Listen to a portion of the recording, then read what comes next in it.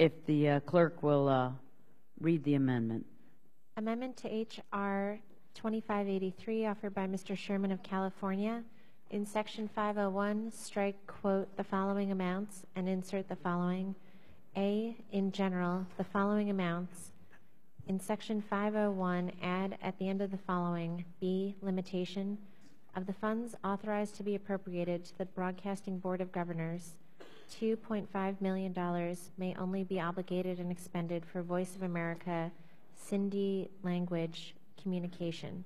Such funds may not be transferred or reprogrammed or obligated or expended for any other use. Mr. Sherman, hold on a second before we recognize you. I think we may have to tinker with your amendment a little bit. I would ask unanimous consent to amend my amendment to read as follows, and this is inspired by Mr. Rohrbacher.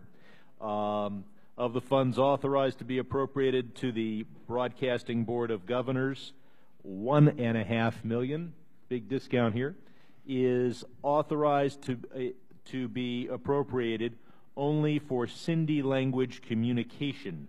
Such funds may not be used for any other purpose.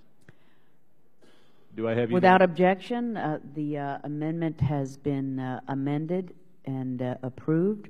So we're on the Mr. Sherman amendment as amended. And the gentleman is recognized for 5 minutes to explain his amendment. For many years, the Pakistani government has focused Pakistan on just using one language, Urdu, when in fact Sindh is spoken by tens of millions of people. We need to reach out to the people of the Sindh province and others who speak the Sindhi language. For the most part, these are people who profess a moderate form of Islam, and yet they're not hearing from us in their native language. There is probably no country more important to us in our efforts against terrorism and extremism than is Pakistan.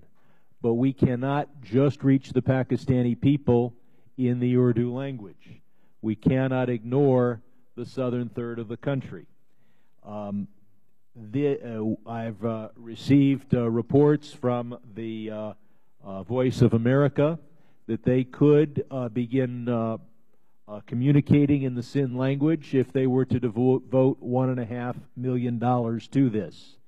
Now, I would think that in their $750 million budget, that they could find the funds necessary to do what might be the most important part of our Voice of America efforts, and that is to reach out to the people of Pakistan. I would also comment that if I can secure support for this amendment, it will not only be the last amendment I offer today, but this will be the last speech I give today in this room. And so I'm willing to offer the committee give him $5 million. I think that might be the most eloquent part of my presentation. There are many things the Voice of America does, but the fact that the country that is probably most important to us from a national security perspective at this time, we are broadcasting only in one language, and we are ignoring the southern third of the country. I think $1.5 million a year to correct that is a good decision for this committee and this Congress to make. And with that, I'll yield back. Thank you, Mr. Sherman. Based on the fact that you are a level-headed, intelligent person who is trustworthy as a Boy Scout, it seems like a very good amendment, and I don't see any opposition from our side, and we are prepared to accept the amendment. So with that, hearing no further requests for recognition, the question occurs on the Sherman amendment. All those in favor say aye. Aye. All opposed, no. In the opinion of the chair, the ayes have it, and the amendment is agreed to. Are there any amendments? Are